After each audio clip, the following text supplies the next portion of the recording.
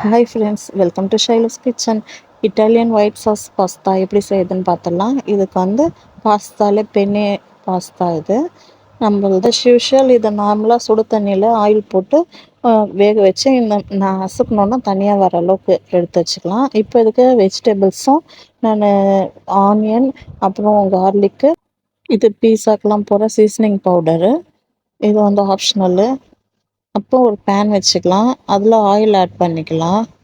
இப்போ வெஜிடபிள்ஸ் எல்லாம் வந்து நம்ம அப்படியே சால்ட் அவுட் பண்ண போகிறோம். இப்போ வந்து சின்ன சின்னதாக வந்து ரொம்ப சின்னதாக கார்லிக் வந்து நான் கட் பண்ணி வச்சுருக்கேன். இது ஆயிலில் ஆட் பண்ணி நல்லா கொஞ்சம் அப்படியே நம்ம ஃப்ரை பண்ண போகிறோம். எல்லாம் வந்து லைட்டாக ரொம்ப டார்க் ப்ரௌன் ஆகக்கூடாது. அந்த ஸ்மெல் போகிற வரைக்கும், ரா ஸ்மெல் போகிற வரைக்கும் நம்ம கொஞ்சம் சார்ட் அவுட் பண்ண போகிறோம்.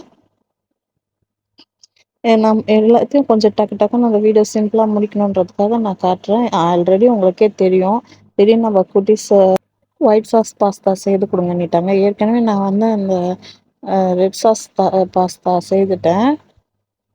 இப்போ வந்து ஒயிட் சாஸ் வேணும் அப்படின்னு சொல்லி, சரி இது ஒன்று நம்ம அவங்களுக்கு பண்ணிடலாம் அப்படின்ட்டு. இப்போ எங்கிட்ட வீட்டில் இருக்க இந்த வெஜிடபிள்ஸ் மட்டும், உங்களுக்கு என்னென்ன வெஜிடபிள்ஸ் வேணுமோ அது சேர்த்துக்கோங்க. ப்ரோக்கோலின்னு இதெல்லாம் கூட ஆட் பண்ணலாம். இப்போ என்கிட்ட இது மட்டும் தான் இருக்குது. கேரட்டு, கேபேஜு, அப்புறம் கேப்சிகமும் ஆட் பண்ணியிருக்கேன். பார்க்கவே ஒயிட்டு, க்ரீனு, ஆரஞ்சு நல்லா இருக்குது கலரு. இப்போ இதை நல்லா சார்ட் அவுட் பண்ணிடலாம். ஆயில்லையே நல்லா டீப் ஃப்ரை பண்ணிடுங்க. நம்ம சேனலில் ரெட் சாஸ் பாஸ்தா ஏற்கனவே இருக்குது, லிங்க்ல. இப்போ இதில் சால்ட் ஆட் பண்ணிக்கிறேன். இந்த ஒயிட் சாஸ் பாஸ்தா குட்டீஸுங்க தாங்க ரொம்ப பிடிக்கும். நம்மள மாதிரி பெரியவங்களுக்குலாம் வந்து அவ்வளோ அந்த ஸ்வீட்டியாக க்ரீமியாக இருக்கும். இது எனக்கு நம்ம எப்படி சொல்கிறது, பெரியவங்களுக்குலாம் அவ்வளோவா செட் ஆகாது. அதுவும் வந்து டயட் இருக்கவங்களுக்கு சுத்தமாக செட் ஆகாது. ஏன்னா நம்ம இதில் வந்து பட்டரெல்லாம் ஆட் பண்ணுறோம். அதே மாதிரி மைதா போட்டு ஆட் பண்ணுறோம். ஆக்சுவலாக இதை அவாய்ட் பண்ணுறது நல்லது. எப்பயாச்சும் ஒரு டைம் நம்ம பண்ணி கொடுக்கலாம். இதெல்லாம் இட்டாலியன் இருக்கவங்க அவங்க செய்து சாப்பிட்றது. நம்ம இந்தியன்ஸுக்கெல்லாம் வந்து எப்பயாச்சும் டேஸ்ட்டுக்கு செய்து சாப்பிட்லாம், அவ்வளோதான். இப்போ நான் பெப்பர் ஆட் பண்ணியிருக்கேன். இப்போ பெப்பர் ஆட் பண்ணிவிட்டு நல்லா நல்லா ஃப்ரை பண்ணிக்கணும். அந்த ஆயிலே நல்லா வெஜிடபிள்ஸ் நல்லா வெந்துடணும். அதில் இதை நல்லா வதக்கி விட்டுட்டே இருந்துட்டு, இப்போ வந்து இதில் காரத்துக்கு சில்லி ஃப்ளேக்ஸ் ஆட் பண்ண போகிறேன். இது நம்ம வீட்லேயே பண்ணிக்கலாம். நீங்கள் பீஸாலாம் பண்ணியிருந்தீங்கன்னா உங்களுக்கே தெரியும் எப்படின்ட்டு.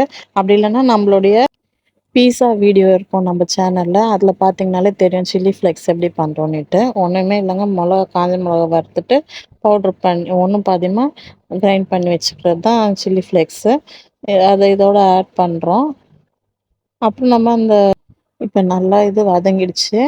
இப்போ நம்ம இதை ரெடி பண்ணியாச்சு. இதை எடுத்து வச்சுட்டு, இப்போ நம்ம இதை சாஸ் ரெடி பண்ணுறதுக்கு, இப்போ நம்ம பாஸ்தாவை நம்ம வேக வச்சுருக்கோம் பார்த்தீங்களா. இப்போ இந்த பாஸ்தாவை ரெடி பண்ணியாச்சு. இப்போ இந்த வெஜிடபிள்ஸை ரெடி பண்ணியாச்சு.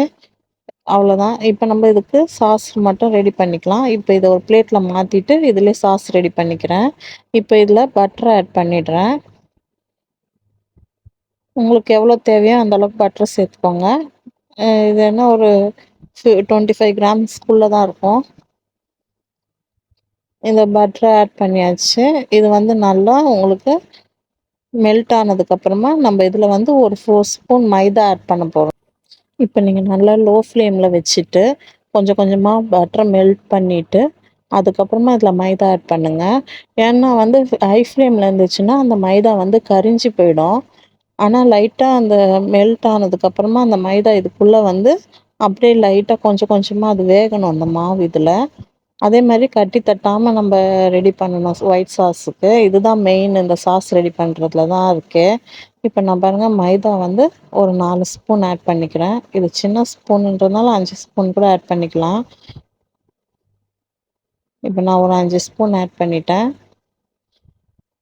மைதா மாவு ஆட் பண்ணியிருக்கேன். உங்களுக்கு வேணும்னா ஆப்ஷனல் கோதுமை சேர்க்கலாம். பட் நான் மைதா ஆட் பண்ணியிருக்கேன் அந்த டேஸ்ட் வரணுன்றதுக்காக. நான் பார்த்தீங்களா ரொம்ப லோ ஃப்ளேம் வச்சுட்டு அதில் அப்படியே லோ ஃப்ளேமில் இதை நல்லா இப்போ ஓரளவுக்கு அப்படியே மெதுவாக இது பண்ணி விட்டுட்டு சால்ட் அவுட் பண்ணிகிட்டே இருங்க.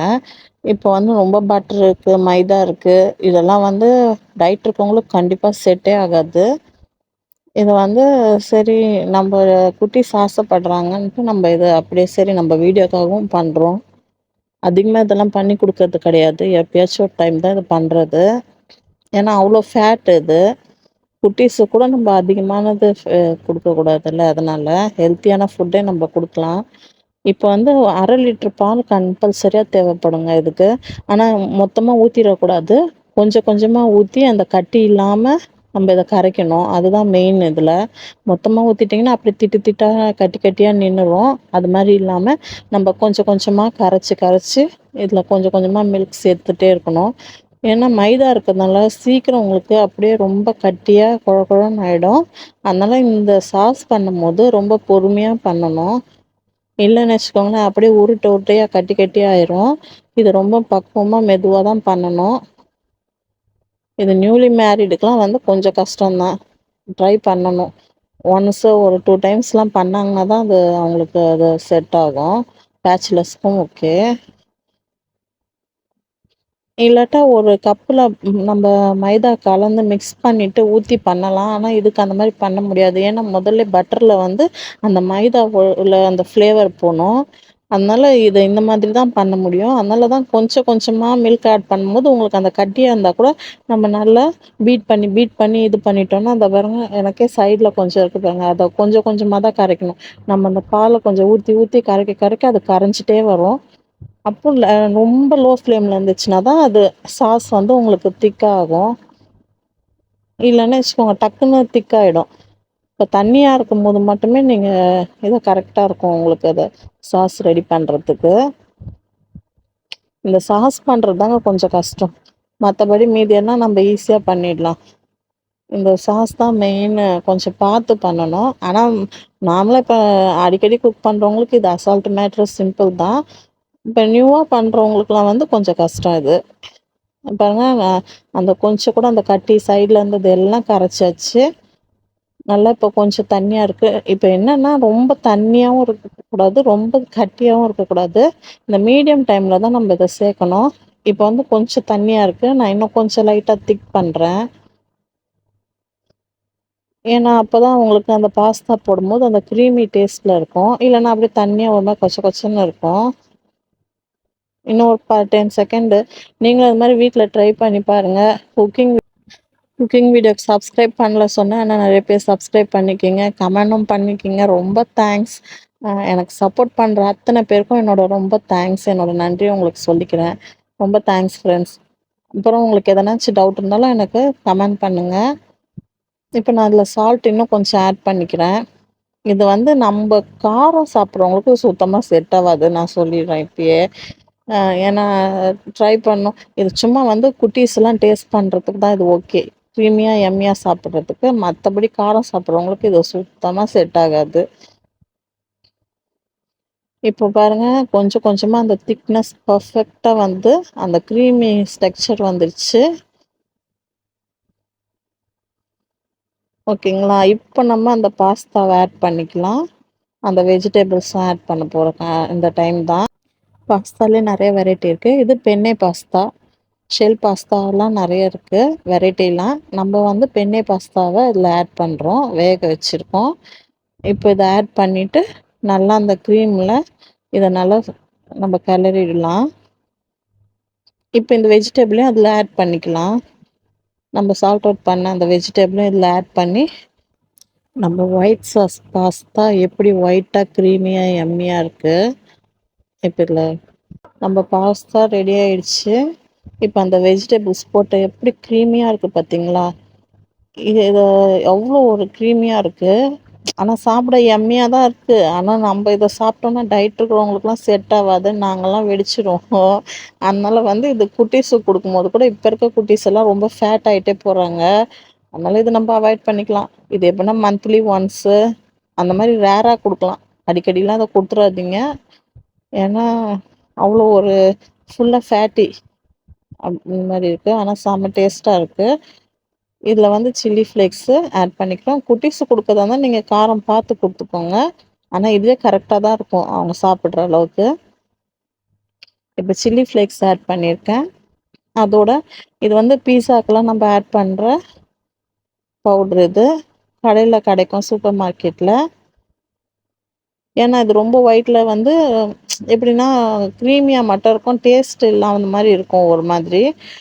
அதனால வந்து இது கொஞ்சம் ஆட் பண்ணிங்கன்னா அந்த டேஸ்ட் எடுத்து கொடுக்கும். ஓகே, நம்மளுடைய பாஸ்தா க்ரீமியான Italian white cheese pasta ready ஆயிடுச்சு. பார்க்க எவ்வளோ எம்மியாக இருக்குது. இதே மாதிரி நீங்களும் வீட்டில் ட்ரை பண்ணுங்கள். ஷைலூஸ் கிச்சனை சப்ஸ்கிரைப் பண்ணாதவங்கெல்லாம் சப்ஸ்கிரைப் பண்ணிக்கோங்க. பண்ணவங்க அத்தனை பேருக்கும் ரொம்ப தேங்க்ஸ். அப்புறம் கமெண்ட் பண்ணுறவங்களுக்கும் ரொம்ப தேங்க்ஸ். எப்போதும் உங்களோட ஆதரவு தேவை. ஷைலூஸ் கிச்சனுக்கு மறக்காமல் சப்ஸ்கிரைப் பண்ணிக்கோங்க. உங்களோட சப்போர்ட் எப்போவுமே எனக்கு தேவை. நம்மளுடைய Italian white cheese pasta ready. ரொம்ப தேங்க்ஸ் ஃப்ரெண்ட்ஸ். பப்பூஸ் வீடியோஸ் டெய்லி கண்டினியூஸாக வருது.